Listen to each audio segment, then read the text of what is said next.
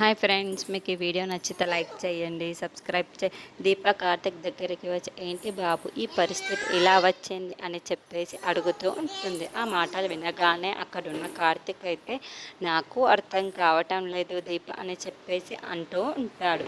ఇంతలో అక్కడున్న దీప అయితే మీ నాన్నగారు ఇలా చేయడం వల్ల మీ అమ్మగారితో మీ తాతయ్య గారు ఇలా తెగదింపులు చేస్తున్నారని నాకు అర్థం కావటం లేదు. ఇప్పుడు నీ పెళ్ళి జోష్న పెళ్ళి కూడా ఇలా ఆగిపోతుంది అని నేను అస్సలు అనుకోలేదు అని చెప్పేసి అంటూ ఉంటుంది. ఆ మాటలు వినగానే అక్కడున్న కార్తిక్ అయితే నాకు అదే అర్థం కాలేదు దీప.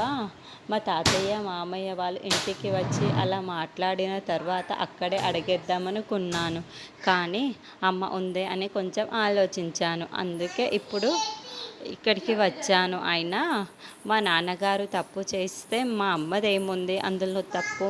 మా అమ్మ చేసిన తప్పినట్లు నేరం మా అమ్మతో తెగదింపులు చేసుకున్నాడు ఎందుకో అని అనుకోవడానికే వచ్చాను దీప ఇప్పుడు అని చెప్పేసి అంటూ ఉంటాడు. ఆ మాటలు వినగానే అక్కడున్న దీప అయితే మీరు గొడవ పడద్దు బాబు, మామూలుగా నెమ్మదిగా అడగండి అంతే చాలు అని చెప్పేసి అంటూ ఉంటుంది.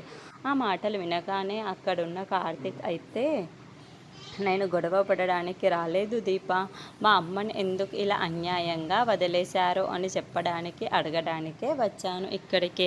అయినా మా అమ్మ ఏం నేరం చేసిందని మా అమ్మ మీద ఇంత కోపం పెంచుకుంటున్నారు? ఇదంతా చేసింది మా నాన్న కదా, మా నాన్న మీద కోప్పడాలి కానీ మా అమ్మను దూరంగా పెట్టడం ఏంటి, అమ్మను దూరం పెట్టడం ఏంటి దీప అని చెప్పేసి అంటూ ఆ మాట వినగానే అక్కడ ఉన్న దీప అవును బాబు, మీ తాతగారు ఇలా చెయ్యడం మంచిది కాదు, ఇలా చేస్తున్నారు కానీ నాకు కూడా నచ్చటం లేదు అని చెప్పేసి అంటూ ఉంటుంది.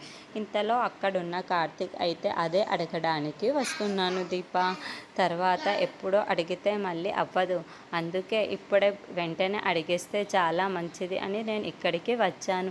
సరే దీప, మా తాతయ్య గారి అడిగేసి వస్తాను అని చెప్పేసి అక్కడి నుండి వెళ్ళిపోతూ ఉంటాడు.